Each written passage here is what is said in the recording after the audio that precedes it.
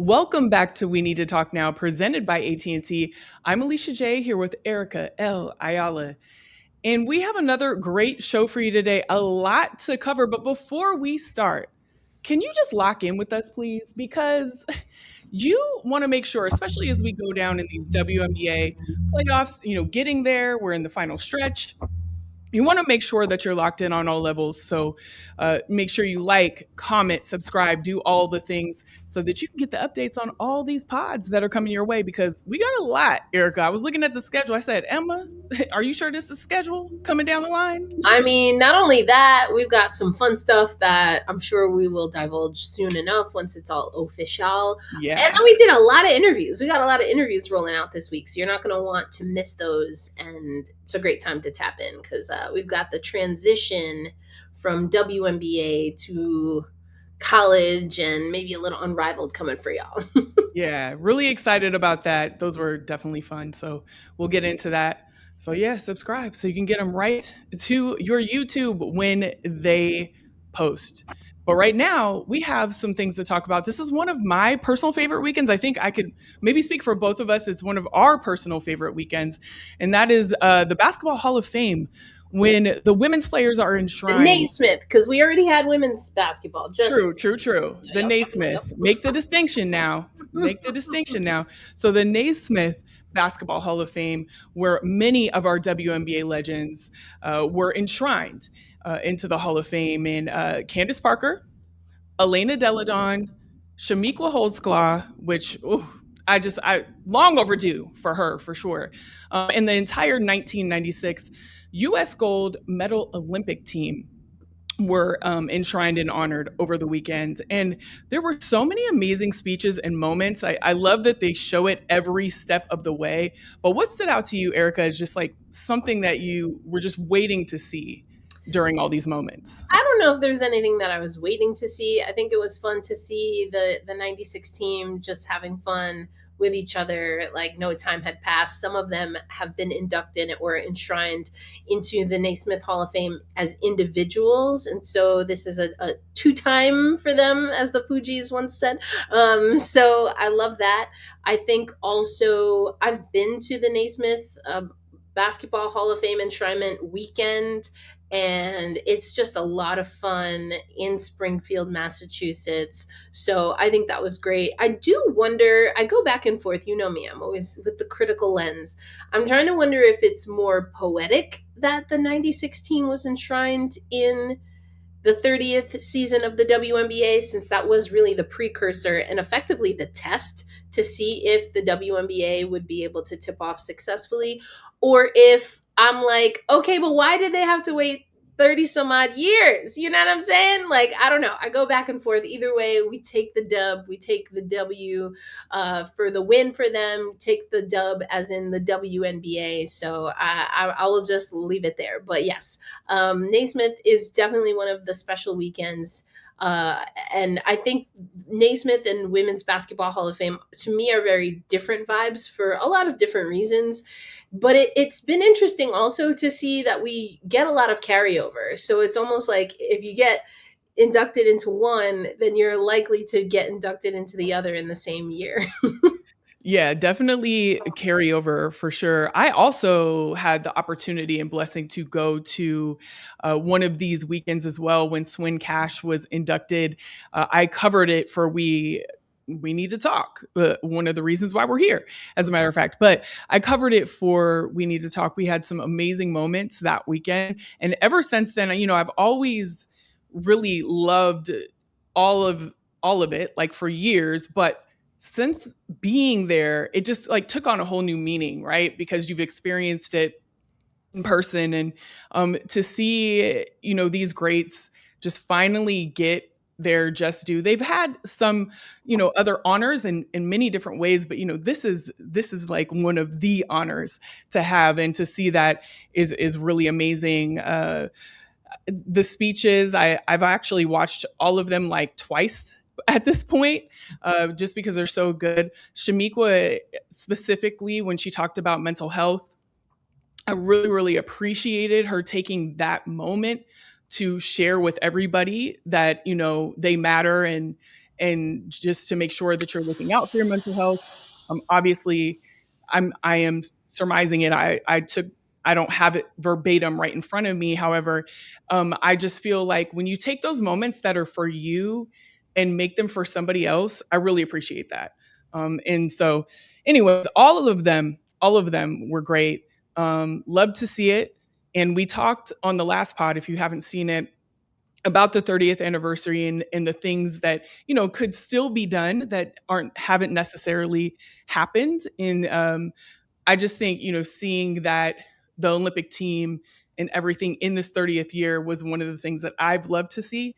Even though you're right, it should have already happened, but but it was a moment that I loved as well. So, man, Hall of Fame, like the Naismith Basketball Hall of Fame specifically. But that wasn't the only thing that happened this past weekend. Diana Taurasi, yeah, come on, break out Let's the pin. Go. Her jersey was retired. You see the Ring of Honor pin right here that Erica has. Erica, why don't you just tell us a little bit about that pin, and then we'll get into just the festivities of everything in her jersey retirement. Yeah, tried my best when I was on with Ty to show this, but the fancy camera wasn't letting me do my auntie thing. So, but this is something. Thank you to the Phoenix Mercury, who sent over a package which included this pin as well as a commemorative t-shirt for the event. But Diana Taurasi, I mean, it literally, we could spend days going through all of her accolades, not to mention some of her spicy moments in her career. But Diana Taurasi will be in the Women's Basketball Hall of Fame, or I guess already is in the Women's Basketball. See, now I'm getting my things confused. Anyway, she's going to be in the Naismith Basketball Hall of Fame, and we'll be talking about her when it comes to this. But a 3-time WNBA champion, 2 finals MVPs, 11-time All-Star, 6 Olympic gold medals, and the WNBA's all-time leading scorer. We'll get into that a little bit more later on today's episode. But this was a commemorative pin that was sent to media. There was a commemorative and interactive ticket for fans. There was an activation where they had half of the court where they showed every shot of DT's career, which, I mean, there was just so many, like, when you think of, wow, what a way to be honored, I really think that Phoenix nailed it with Diana Taurasi. And again, you know me, critical mind, I love this, and I want to see this now be the standard moving forward. You know what I'm saying? I want everyone to see this. And thanks, Emma, who is letting us know that she will be eligible, that is Diana Taurasi, for the Naismith enshrinement, as the earliest she'll be available to be enshrined in Naismith is next year in 2027. So there you go. But I mean, come on. We know she's going. No question. Again, all the reasons that we're about to talk about. I just think, this is a Ring of Honor. So this is unlike what we were talking about with Naismith or Women's Basketball Hall of Fame, which we talked about before. This is something for your franchise to do. And what's really special, and Diana Taurasi is not the only player in this category, and she is one of the most well-known players to have only played for one WNBA franchise her entire career. And I think that really came through, Alicia, in her speech and how she chose to celebrate and how she thinks of Phoenix, not just as an organization, but also as a community. Yeah, she said specifically, this place has made me who I am today. You guys let me grow. You let me fall. You let me get back up and gave me the space to become who I am today. Through the championships, all the good times and all the bad times, the loyalty you have given me is something I will take with me forever. And I mean, her speech in general was just so well done. There was also a moment that I wanted to point out where she talked about her parents and what their sacrifice meant to her. So we're going to play that right now. I know this story resonates, and it can resonate in so many different ways when your parents do everything for you. Everything. My parents did everything for my sister and I. They moved countries. They came somewhere where they didn't know the language. They didn't know the language. Dad, do you want to come speak a little English? No. No, I don't want to know English. Hola, he said hola, everybody.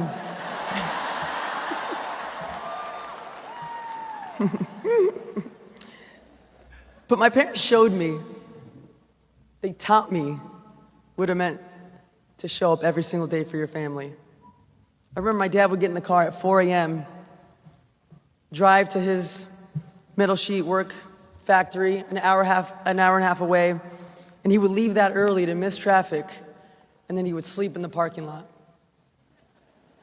And he did that every single day for 50 years. Over and over and over. So don't tell me that this country is not built on hardworking people from no matter where you're born.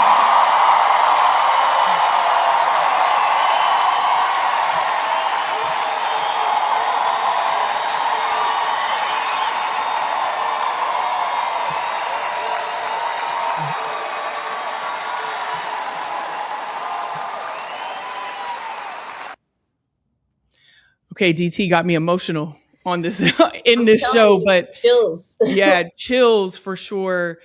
Absolutely sent a message that is so important, but also showed the sacrifice that her parents made for her, and specifically what her dad had done for her as well. And then when you see that, you're like, well, I see why she worked so hard, because her parents worked hard for her and showed her the way. And so that was a beautiful moment. Another moment that I particularly loved, and it speaks to what you said earlier about them doing it right, was 20 Phoenix Mercury legends presented DT with 20 flowers. And not only, they're just showing the history of the Mercury, but also showing her impact through their eyes and by giving her these flowers. And it was such a beautiful moment. So yeah, everybody should take a note from that book, because Come on. It was amazing. It was the absolutely goat getting amazing. the goat treatment. Let's go. And listen, you could definitely make an argument for other players. And listen, they ain't got to be just one goat. Diana Taurasi, though, is up there. And I mean, what she's done as far as points, what she's done for the Phoenix Mercury, gonna be hard to top. It will definitely be hard to top. And we'll be talking a little bit about something that she's at the top of later in the show. So make sure that you stick around. But right now, unfortunately, amidst this beautiful weekend, there was a lot of conversation about what's going on around the WNBA. So we wanted to have a deeper conversation as it emerges. We wanted to have it here as well. So make sure that you're dropping your comments about your thoughts as we, continue to talk about this. But right now, these conversations include race, officiating, whether transgender athletes should be allowed to play in the WNBA. All of these things in so many ways are overshadowing the growth and the celebration of the 30th that we've been speaking about. And of course, with all of these people coming together in this beautiful weekend, they asked them these questions about what's going on in the WNBA. And we wanted to talk about what some of these responses were. There was an article, we found it on ESPN, but it was cited by the Associated Press. And they asked a lot of these legends about what is going on. And Dawn Staley was one of them. And she talked about the parallels between what the WNBA is going through and what the NBA experienced in the early stages of growth, saying all the big pieces and all the things that are happening from a racial standpoint, from an officiating standpoint, are great. They're great because the NBA went through it. The NBA went through all of it. So this is just badges of honor. Will we get through it? We will get through it. And when you hear Dawn, I mean, we know what Dawn means to the game, in the past and now, right? But when you hear her say that, what are your thoughts, Erica? It's very different than what we've heard. And I feel like the first time I came across her comment, I didn't see the breadth of it. And I was like, I just don't like when we sometimes see things out of context. And that's why I try at least to always look for it, because, I saw Dawn's comment, and I saw specifically like the will we get through it? We'll get through it. And badges of honor. Listen, I find that terminology with with what we're talking about a little tough to swallow. I understand the sentiment, and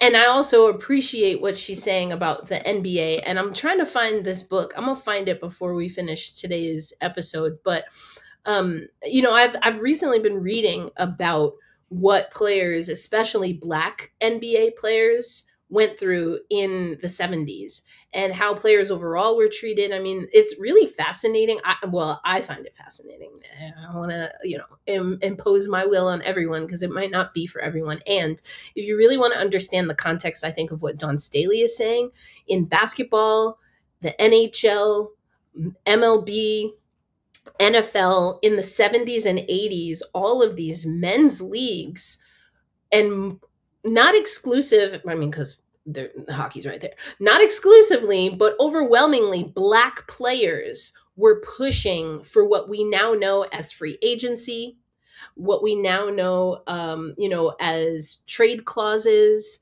and things of that nature. And the vitriol that came to the athletes that stood up for themselves and others, especially Black and brown athletes, it was a lot of what I think and why Dawn was drawing those parallels. And again, I'll just add this, and this is not to implicate Dawn.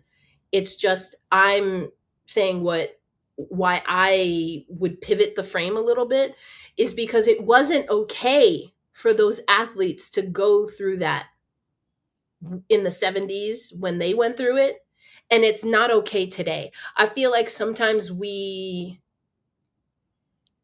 I've heard it discussed as like the Santa Clausification of especially civil rights pioneers. They become these heroes and they have statues, and all of those things are important. And when we don't sit in the mess, when we don't sit in the hurt, when we don't learn from that and say that did happen, and it wasn't okay then and it's still not okay now, it's like, oh well, if that's what Jackie Robinson went through, then like look how good that became for everyone. Yeah, but on his sacrifice, and that's just one man that we're talking about, you know what I'm saying? So again, I tend to think about things in more of a wraparound way. So I think what Dawn said is critically important, especially if you know or want to learn more about the history, because she's right. And I would push and press us in this present moment. We have the luxury of having that history. Those men who Dawn Staley was talking about, they did not have much history, at least in the sports venue, to go off of, to learn from. And so I would implore us to really reach back and learn about some of this history. And that's kind of what I took from Dawn's quote. I was like, dang, I'm like in it right now. I'm reading about this right now. And I think she's absolutely right to bring up that element. Yeah, I love that she brought it up as well. Looking at the history of things is always something important. But speaking to more what you were talking about, is what Dawn said isn't wrong, but also going through that was wrong then and it's wrong now. Right. And that is what it comes down to. And Candace Parker spoke to that a bit in a way when she said it was more swept under the rug in the past, but now it's not, because you can't. You can't tell every player to just deal with it. That's not how it works. I know I'm proud that some people think that they're anonymous when they make comments online and they're finding out that they're not. There are going to be repercussions. Unfortunately, that's the climate in our country right now, to be honest with you. And I think women always feel it more. And it's always been that way from top to bottom. And so, like, the things that they had to deal with in the past, and that definitely had to be swept under the rug, and maybe you couldn't speak out about them before, we do have the opportunity to speak out about them now. And I think that's vitally important when you think about, history, but also how far we've come and where we're at. I hate that we're still talking about many of the same things, but also I appreciate that there is a opportunity, voice, and everything for people to speak up in the way that they are. Not to say that people didn't speak up in the past, but it was a far different time. And it was, I almost want to say, the danger of speaking up was obviously more grave back then. Not that it isn't now. And I wouldn't say more grave. Again, I think it's a pivot of the frame. For some people, it's as dangerous, if not, I don't want to say even if not more. I think it's just different, a matter of perspective, right? I don't identify as queer. So standing up in the way of a civil rights leader on women's issues or on Black issues when I'm talking about queerness is very different for me, And so again, I think it's just a pivoting of the frame. I didn't mean to insinuate that there's no repercussions. That's not what I meant. I just think that there are some steps that we have taken and that we have fought for to get to a certain place where we're at today that we weren't yesterday. That's Yes. what I'm saying. Yes, and not for everyone though, and that's No. and I'm adding to what you're saying. I'm not Yes. disagreeing with what you're saying. I'm adding to what you're saying, and the reason I'm adding is because it's a critical addition. There are things that that people in mass have, and I would honestly say arguably, because everything old is new again, including, unfortunately, systemic oppression. So I think that, again, it's a pivoting of the frame. And I think Gabby Williams really did a great job of talking about this. She actually mentioned this back in May, but her quotes have been recycled recently. She talked about how, and was asked if there was something that she would like the queer community and the WNBA on behalf of the queer community to focus on, what issues would she like to talk about? And she mentioned in May transgender issues and transgender rights, and saying that, and she had already talked about how she remembers before she entered the WNBA that there were players that were talking about how it's hard to be straight in the WNBA. And she was like, I don't know where that's coming from. She's like, but I'm also not straight, so maybe I don't have a good lens on it. And then she went on to say, and, I do see that there's been a difference in how we talk about queerness, how we embrace queerness as athletes, and the conversation is different. And then she went a step further. And I think that's the important and critical piece for me, is that there's always a step further to go. It's not, and this is, there's so many ways I could go with this conversation, but I'll wrap it by saying this. I feel very strongly that if you believe in freedom and equality, it doesn't stop at, okay, these purple people are free, so like, job done, we're good, like, peace out everybody, and I'm using literal like colors for a reason to not, I don't want to implicate any specific movement. The ability to have that care for all people is not always as present as it could be when it comes to moving the needle for social justice. And part of that requires understanding and appreciating that things are better and there's always more to go, because often in systems, when oppression has been poo-pooed or is not acceptable in mass like it used to be, it doesn't go away. It honestly shifts to another target. Well, speaking to that specifically, Nneka Ogwumike, she spoke about transgender athletes and transgender fans specifically in listening to the conversations that are happening around that in the W. And she said, it really breaks my heart to think about how these conversations may be affecting people who have supported us for so long. It's super unfortunate because we're now in a time where I think there's a lot of different agendas that are being used for something perhaps bigger and broader that people can't see now that they're using women's sports for. It's very concerning. But what I really do hate is that we are using a very nuanced conversation, an evolving conversation, to continue to marginalize these groups that we advocate for. Yep. And that's the playbook of oppression right there. I mean, Nneka really nails it with that. So yeah, again, things are more palatable in certain areas, and we're always that close to a powder keg. And unfortunately, I think that's what we've seen. And that's why a lot of people have and take issue with how conversations around transgender people, let alone athletes, happen, because it's used often as a proxy to harm women. just in mass. It's used as a proxy to to create otherness when it comes to queer communities or melanated communities. And so I think what Nneka said is absolutely right. And again, Nneka is such a phenomenal leader in being able to sit in, what do we stand for? And another thing is pushing back around trite and, quite honestly, lazy narratives that even don't fit. It's like, you want to have a conversation about why two former NBA players want to now be eligible for the draft. Also, first of all, wouldn't you just sign as a free agent? Like, you wouldn't.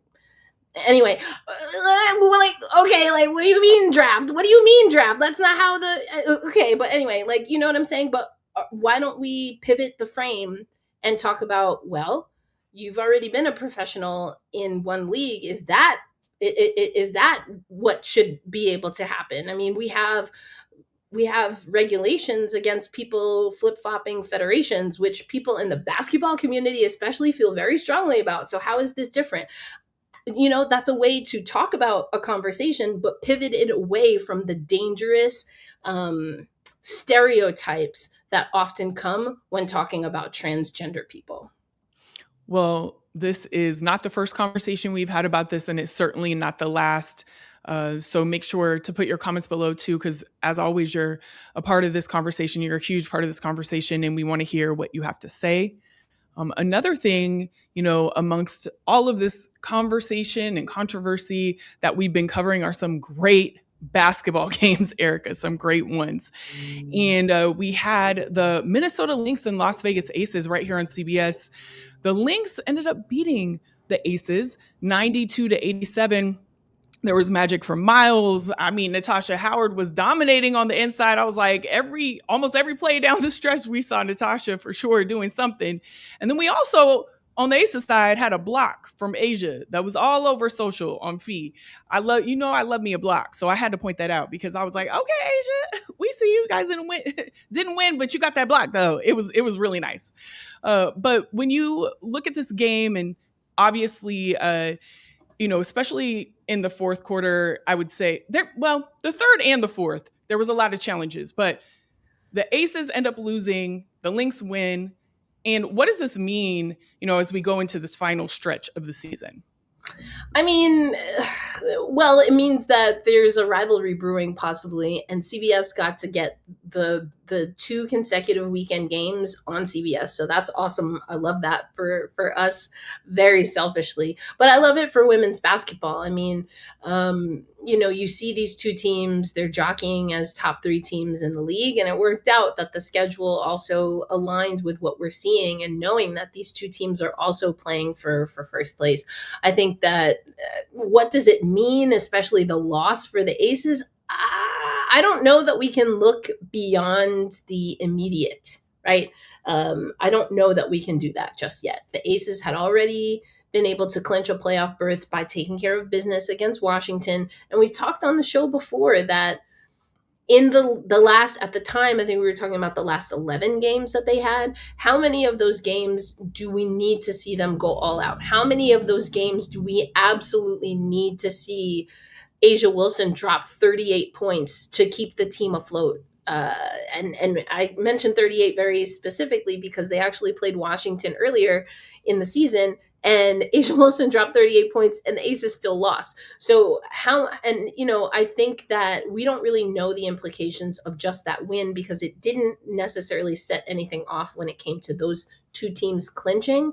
So I think it's more of just, are there some, rivalries within that series that are brewing? Maybe. How much did Becky Hammon and Cheryl Reeve learn that might come into play in the postseason? We can't answer those questions yet, but it's good to talk about. It's definitely good to talk about. And it's also important to note with the loss, the Aces dropped to third place at 24-12. They're now 5 games behind the top seeded Lynx that are 29-7, and 1.5 games back from the Valkyries that are 24-9 with 8 games remaining in the regular season. So those are just like you said, the now. This is what it did in the now. I actually really love this rivalry that is brewing. I love the teams playing against each other, the players that they have, I don't know, there's just some magic, and not just because they have Olivia, but there's some magic in the teams playing each other. And so I definitely I love watching. I loved watching this game. I love what it's doing for the game, right? Because these rivalries are always exciting, and like you said, it's brewing. It's not necessarily stamped, but we see it happening. It was definitely one of my favorite games this week. Becky Hammond actually spoke to the loss specifically with the team, and she said, "Our offensive woes gave us defensive woes. We have to be more efficient offensively against this team. We've got to shoot the ball a little better." And that was absolutely true, just facts. But as we go down these final games, I can't believe we're at this point in the season, Erica. Every time I see it, I'm like, how are we almost at playoffs? Like this, it just flew by. Yeah. It's crazy. Also, just want to circle back to our previous conversation. The book I couldn't remember is Black Ball by Teresa Runstedler. Reframes the 1970s NBA, often labeled as the league's dark ages, as a vital era. Absolutely go check that out. Shoot, maybe at some point down the line, we should have some type of like book reading. Book club when it comes. No, I think it's important, to read about. We just talked about history, so but if y'all want a book club, put it in the comments. Let's see. Let's do a little poll. Put it in the comments. Like, tell us what you think about that. But also tell us what you think about this Fever Dream game. The Fever outlast the Dream in overtime. I mean, I watched this game live. I don't know. You probably did too, Erica, because I feel like you watch every game live. But it was one of those games where, going into this game, the two teams were just a half game apart. So it was an important game for both of these teams. I believe the Dream were in a different arena than they usually play in, sold out. It was electric, and we got an electric game for sure. Yeah, I mean, and we knew it was going to be that. I mean, these are two teams, like you said, that are jockeying in that 4-5 spot. And, Minnesota, we already talked about them. Indiana has been on quite a run here recently and starting to really put some things together. They are a team that if you allow them to do what they want to do offensively and you're not taking care of the basketball, they're going to run over you. And the fact that Atlanta, they were missing two key players in Jordan Canada, Bree Jones. They were able to get this game to overtime, or I don't know, depending on how you look at, or depending on who you wanted to win. Did they get it to overtime, or did they miss out on a regulation win? I could see it from either way. But the fact that this was a 4-point game in overtime, knowing that I believe it was 14 turnovers, Alicia, for 22 Indiana Fever points. 14 Atlanta turnovers for 22 Indiana Fever points. To me, that's the story of this game. Definitely the story. And when you talked about the regular versus the OT, I mean, Howard missed a 3 that could have got it for him. Angel Reese missed a layup, and so did Naz Hillman. They had 3 chances right at the end to get that win. That was hard to watch. I was like, and they were like back-to-back shots that just didn't go in. And that was rough. But that is definitely the stat to focus on when it comes to this. And I mean, also like Angel even said, like, I want to say it was after the first quarter or so that she played like an explicit word. She even knew that she wasn't on top of her game this game, even though she would come out to get a double-double with 15 and 14 rebounds. But like you said, they were down players. They didn't play very well. Right. I know that Dream team is better than they were yesterday, but also the Fever took care of business. Michaela Timpson, career high 20 points, including first 3-point field goal in overtime. And then Caitlin Clark, 26 points. She had gone out with a rolled ankle the game before, I believe, I think it was the game before. And so it was a good response for that, especially with the injuries that she's kind of had over her career so far. But when you look at it as in total, it was a great win for Indiana, obviously. But I just feel like the Dream didn't play as well as they could have in this game. So it was hard for them, but also a great win for Indiana. I mean, and that's going to happen. So, Yeah. it's absolutely going to happen. But Timpson, really great move by Stephanie White. They, we've heard broadcasts talking about it. They took a look at the analytics, saw that they were just getting more from Timpson with starting minutes than they were getting from Monique Billings. And actually Billings playing off of the bench has also helped Billings with what she's looking to do. And we hear that all the time. So another great example. And the fever is rising, if you will, at the right time, it seems like. Yeah, absolutely at the right time. And there's some important games coming up for them. So it'll be really interesting to see what they do in this last little stretch of the regular season. We mentioned before that Caitlin had a little ankle injury that she came back from, and we thought, well, let's do an injury update. We haven't talked about that in a while. Satou Sabally, she's stepping away from the team, or she has stepped away, I should say, to deal with some lingering issues of her concussion. It dates back to 2025 in the WNBA finals when she took a fall and hit her head. And when we talked about this so many times with concussions, it's so important that she's doing this, because this is something that, people deal with concussions their entire career. So if she has to step away and deal with this, I'm glad that she's doing it. I mean, yeah, I agree with you. Mm-hmm. Yeah. Cameron Brink, this one is always hard, is a rib injury. She exited the Liberty game with a rib injury and then was out on Saturday. Following the game, Lynn Roberts said that Cam's getting evaluated right now. She took a brutal hit to the ribs. The docs are looking at her right now. That's all I know. And she's had some injuries that have kept her from playing. She was out a month earlier in the season, and we wish her a speedy recovery with the ribs, because I think she said on social that she broke a rib. Well, any kind of injury rib, especially a break, Lord. That's painful. That is very painful. Everything you do, your ribs are involved. It's breathing. Yep, right there. Yeah, and then Azzi was listed out for Friday's game against the Fever. She's definitely been kind of trying to bounce back from an injury. Her Jose Fernandez said that Azzi went through shoot around today and her matrix, so she's progressing as well as this road trip continues and we get back to Indiana.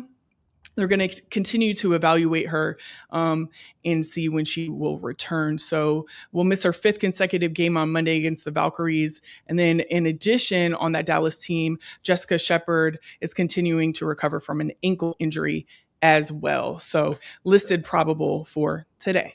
As a matter of fact. Unfortunately, that's on top of, we still have Leonie Fiebig out for New York. We mentioned Jordan Canada and Bree Jones were out for Atlanta. This is a tough stretch for teams with injuries. And, we have that FIBA break, but not everyone is going to be on a break.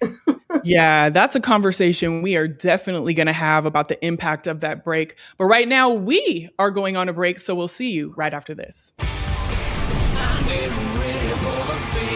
Big Ten on CBS brings us East and West. Here's what we've been waiting for, partner.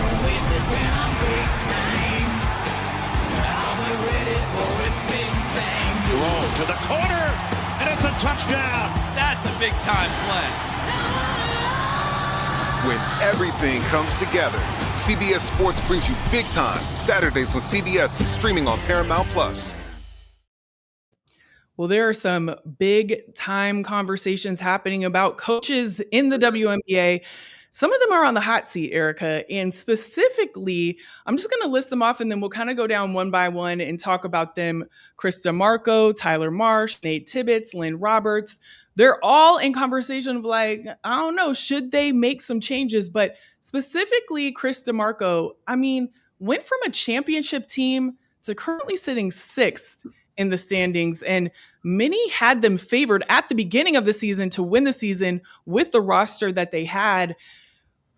I know you got thoughts. So what are your thoughts about Chris DeMarco, and, should he be in the hot seat? I think yes. I feel like I've been pretty consistent with this before he was hired, when he and some other first-time head coaches were hired, during the preseason where I was in New York, when we started, I mean, I could literally go on and on. My thing for Chris DeMarco, and I will say two things up front before we talk about any other coaches, because I think this is more of a blanket statement. One is, I have said before, and maybe even wrote this on CBSSports.com, with the changes to the league, as much as a couple of seasons ago we were talking about this coaching carousel, unfortunately no Black women coaches in the WNBA right now, and that was the focal point. I remember saying, yes, and as I've done all episode, yes, and always got something else on the docket that I'm thinking about. This will also be a time where we see how strong front offices are, specifically in the GM role. So that's the first thing I want to say, because I do think that some of the individuals that we're talking about are also related to moves that have or have not been made in the front office. So that's number one. But what I've said specifically about the New York Liberty, which is a team that says that they are still in a championship window and has kind of corroborated that. That's a weird word to use, but I'm just going to go with that because I couldn't think of another word at the time. They have backed up. There we go. They have backed up that they are still in a championship window by re-signing their big three to multi-year contracts. I thought it was a gamble to hire someone who had never coached in the WNBA, who was reading books on the WNBA to prepare for the WNBA. So to me, those are not things that go well together. Like, for me, that's not putting a brand new head coach in the best position. Because if you're in a championship window, and these are not big three where they're on the younger side. This is not like a Seattle Storm situation where you have time. These are big three where two of them have already won MVPs in the league. Okay. Like, you know what I'm saying? So these are like tried and true vets that we're talking about. And you hand over the keys to someone who has to read books to learn about the league that they're about to coach in. I just told y'all, I love reading. We even thinking about a book club. So I'm not hating on the readers. Okay. I got my glasses. I read. Okay. I love to read. I love to learn. And if you're a front office that says you're still in a championship window, and then you bring in someone who inevitably, as a new head coach, is going to have a learning curve, then you now add and compound that they've never coached in the WNBA. They have to, and have been very clear that they have to read up on the WNBA. That to me always seemed like a choice I wouldn't pick for a team that says they're in a championship window. And also, no notes on that, but I do want, yes, and I want to add that I know this is just a stickler point, but it's something that has bothered me about that whole reading thing since the beginning. You chose to say that and read and do like a deep dive on WNBA history after you were hired. You should have that going into this whole thing, right? If you think you're going to be a WNBA coach one day, or aspire to be, or even if you find out you have an opportunity to do so, you do a deep dive before you even get there. Now you're hired and you're talking about, I'm going to go read. It's just, all of that makes no sense. It doesn't make any sense. And what also was really interesting to hear is that in that same press conference where Chris DeMarco talked about that, then we also heard from Jonathan Kolb that he gave very specific answers to what he wanted to see from the team. Now, I'm not saying that he didn't do that, give specific answers, that is, but were they specific to the players and to the league? Because how are you reading up on something and also giving very specific answers? To me, that tells me that you have a vision, and we need people with vision, baby. But you also need to work within the vision that has already been outlined. Unless this isn't a team that is holding on to its championship window, and maybe this is a team that's open to a cultural reshift. But that's not what you said. So that's not how I can assess what's happening. If you're in a championship window, baby, that means you're trying to win championships. And a 6 spot is not impossible. I mean, I'm looking at Chicago. We're also going to talk about them, but Chicago did it. It's possible. You got to get to the playoffs. But there's a lot. I mean, that Indiana loss, the most recent one, because both of the last two were really, really bad. They almost lost to the Sparks because of, I would say, clock management, timeouts. I would love to see some more of them. So it's not just that I feel that this was maybe a marriage that's time was too early. It's also some X's and O's things. Maybe, perhaps, and just from hearing things around the Liberty, is this a coaching staff that maybe is a little bit too committed to its vision of what should be, and maybe not reacting and responding quick enough in real time to what actually is? And I get it. That's hard, but it's the job. Absolutely. And when you think about like a cultural shift or what should be, he was literally hired while they were the reigning champions. So what are we shifting? He was hired after last season, and they true, my bad. That's okay. Because I was like, I wish it were true, girl. You know what it was though? He was hired. Okay. There was not the championship had not happened yet. So technically they were still. I see what you mean. That's You're what right. Okay. I understand. You were right. That is correct. No, but you were right too. I said it incorrectly. But literally a championship had not been crowned for that season yet. So we're still working with a team, and that has a lot of the players that were on that championship team still on the team, right? So we're working with that team. So what are we shifting? You know what I'm saying? I wish I knew. I wish I understood. And again, I'm not saying that a championship team, and you see this a lot in sports, I don't know if it always works as well as people think it should. So maybe people should analyze how well a blow up of a championship team actually works. Yeah, I'm looking at you, Mets. You didn't win in 2015, but you blew that thing up, and we ain't ever been close to the World Series ever. And I will never forgive you for that. Thank you for allowing me that very brief therapy session. Anyway, continuing on, but that's also like, I'm just confused as to, again, how some of these front offices talk, because I think it's the same thing in Chicago. We were told that Teresa Weatherspoon getting more wins than the prior season wasn't good enough. We were told that Teresa Weatherspoon getting a rookie Angel Reese and a Kennedy Carter, who we've talked about before, to focus and to get the team again to have more wins than they did the year prior. We were told that wasn't good enough, but we've already had 2 seasons with Tyler Marsh, who had a worse record in his first year than Teresa Weatherspoon, and the drama followed him and the team to season number 2. Now, let's keep it a buck. There was some drama in Chicago, and then, I mean, I hate to say it, Skylar, but Skylar done sat. We saw Sydney come into the starting rotation, and then they started winning games. But is winning enough when, again, there seems to be rot in the foundation? Rot in the foundation. As you said, Teresa Weatherspoon was fired for less. And now we see, 10-24 in the first season, 13-22 currently right now as it stands with Tyler Marsh. So if he's not in the hot seat, he certainly should be in the hot seat. That's my take. I don't know if y'all agree, put it in the comments. But let's talk about some other coaches briefly. Nate Tibbetts in Phoenix, 11th in the standings, 13-23 overall.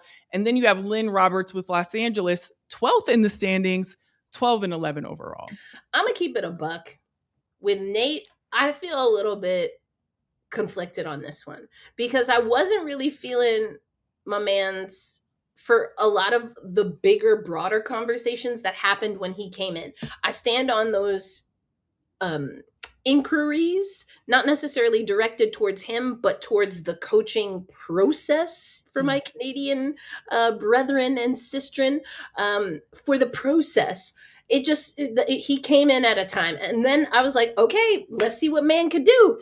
And that Phoenix team in that first, or was it his first or second, last season in 2025, They get to the finals, and no one, I don't think many people expected them to be able to wipe through New York, get through Minnesota. Now, things didn't really work out for them in the finals. They did get swept there, but the aforementioned injury to Satou, I think, was a huge impact. Huge. And I will say that what is the most different thing for me is also no Satou Sabally on that roster. And I don't think that the team prepared for her to not return. We've talked about that before. But is that a coach's problem, or is that a foible of the front office? I ask you. Yeah, that one is very interesting, especially to see how much they fell from the last season to now, and That's also crazy. that they didn't capitalize on free agency. Mhm. They were not able to bring in any free agents, and so, like you said, which one is it? Which one is it? I mean, And because that's he's still got to perform. I'm not taking him off the hot seat completely, and like it's got to be a love seat. Somebody got to be sitting there with him, is what I'm trying to say. Yeah, absolutely. Another one that I wanted to bring to the table is Rashid Mezion with Connecticut. The team is moving to Houston. Right now, they're 14th in the standings. We've seen what they've done all season and what they haven't done all season. They're 8-25 overall. Do you think this is just a good opportunity before they go to Houston to clean house? I think honestly that might be the reason we haven't seen much movement. It's like I'm not even completely sure, because this is an ownership group change. It's not just a relocation. So how much of the front office, all kinds of staff, like in all of the departments, is actually going to Houston? Because Houston has, by way of the brother team there, right?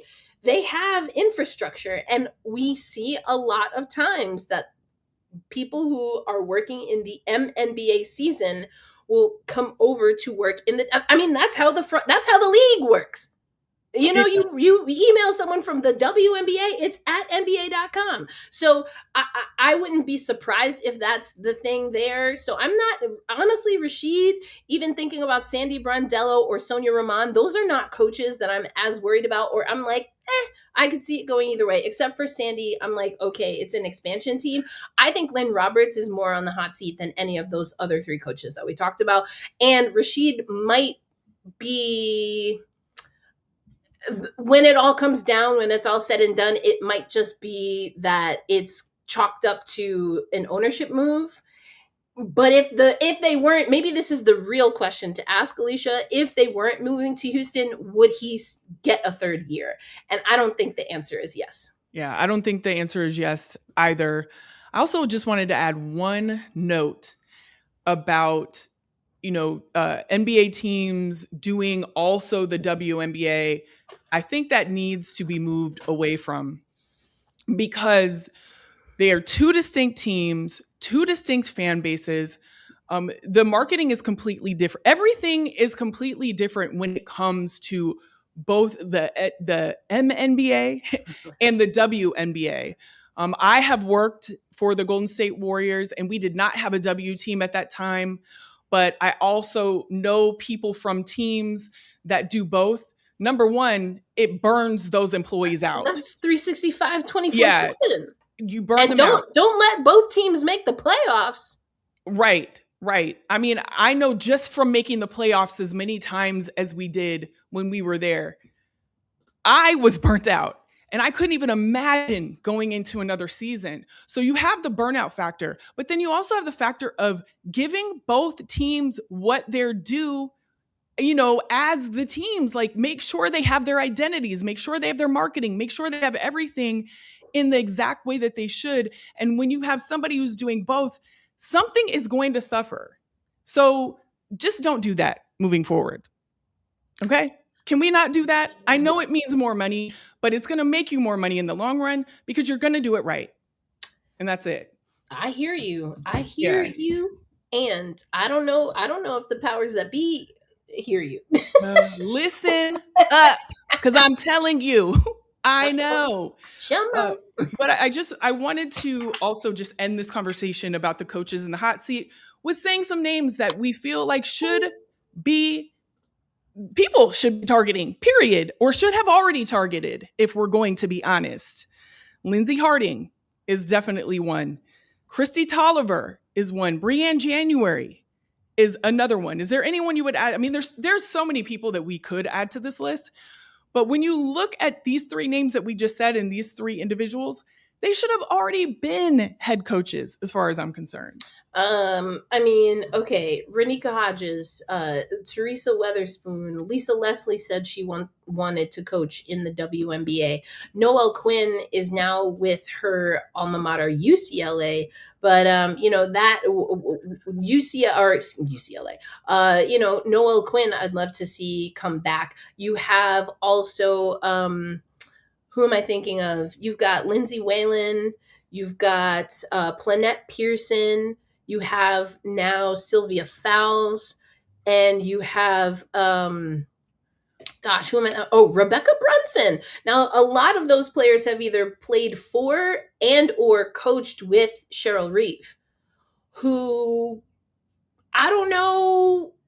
I mean, Becky Hammond's probably the closest to second, but and Becky hasn't been coaching in the league as long, just to put that out there. So I do think that Cheryl Reeve has got to be the number one coach, and I think she's about to show people like why the crown is hers here. But to come from that tree, now it hasn't always worked out. New York Liberty, I'm looking at you, Walt Hopkins, hasn't always worked out, and that's going to happen. But you know, I think there are definitely some former players that have been on Cheryl Reeve's coaching staff and are still involved in the WNBA that should also be given a chance. And those are just the names I can think of off the top of my head.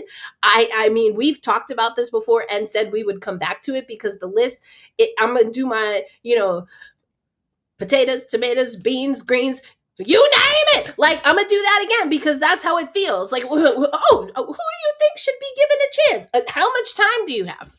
How much time do we have? We just listed 12, let's just say 10 to 12. That's almost a league worth of head coaches. Yes. And yet you're hiring people who have no WNBA experience to be head coaches. I'm just saying, it is a very simple thing. I really, truly just do not understand. I know what it is. We know what it is. Don't understand it. Never will.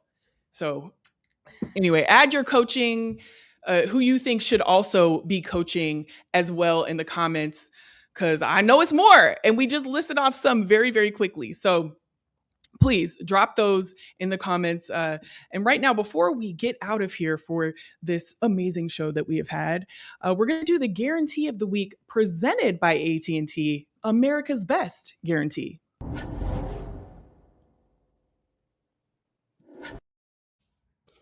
Okay, so we talked about DT retiring or her jersey retirement rather earlier and how amazing that was. And, you know, she right now she was the first player to reach 10,000 career points in the WNBA. And right now we're going to talk about who we think is guaranteed to be the next player to make that feat. So, Erica, I know you got somebody ready.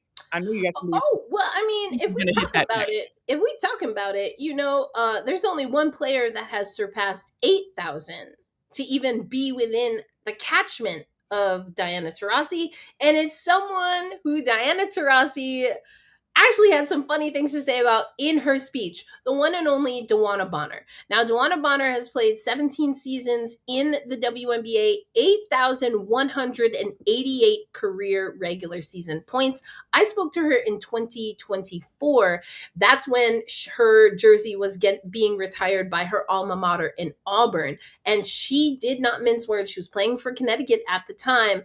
And she said that, yes, being a record holder is something that is important to her and something that she's chasing. So I have to mention DeWanna Bonner. And like everything else on this episode, I will give you my and.